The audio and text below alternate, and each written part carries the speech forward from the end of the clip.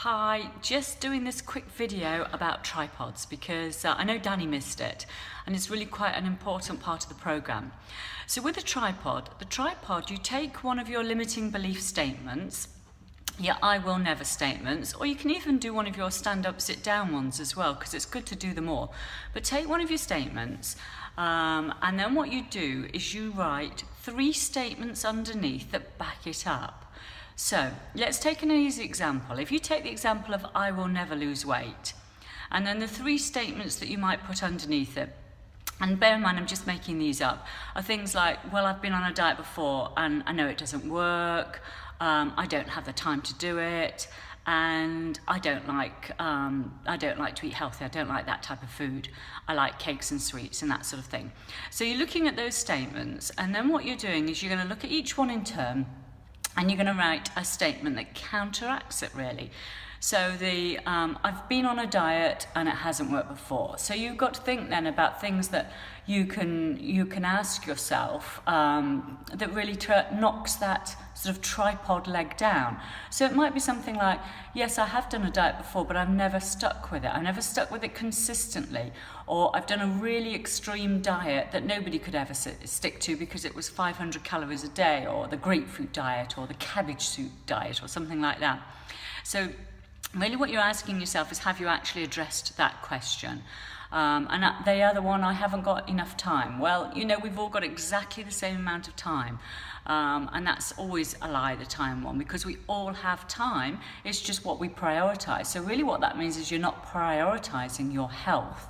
So, you know, you start to make statements that would knock that one down.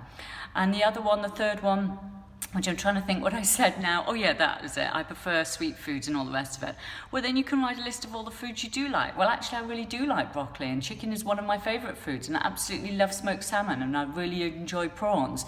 And so that you can find all these foods that you actually really, really love. And so what the tripod is doing, it is not answering the problem. It is not giving you a solution to your problem.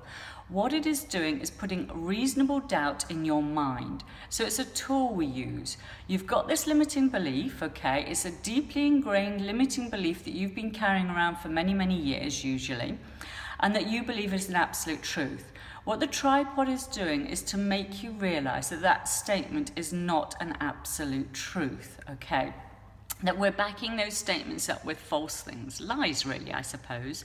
And if we look at it like that and we start to produce some statements that start to put a chink in that belief, you know, that's what we're doing. We're just starting to make your subconscious mind really question whether it's an absolute truth or not.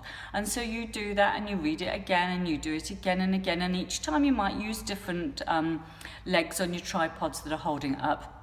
And you might get different things, but it really, really works. It's a really powerful tool because what it does is it breaks down that limiting belief, and that's what the whole course is about: changing, being able to change some of our beliefs. So I like to think of the tripod as your pause button.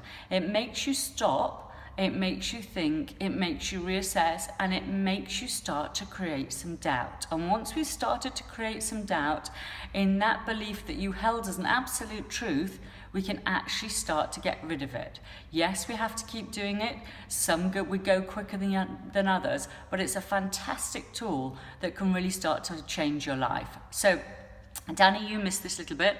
So for homework, I wanted you to look at your limiting beliefs and choose 2 and start to do this. Now, we did it in groups because it's much easier in a group, because other people can see how crazy your limiting belief is actually, and they can easily help you knock it down. And so it works really well in groups. But obviously you're doing this by yourself. So start it. We're going to go again through it on Friday and see if we can get a little bit clearer on this. But it's such a worthwhile tool to use. So I hope that helps, and I look forward to seeing you all on Friday. Thank you.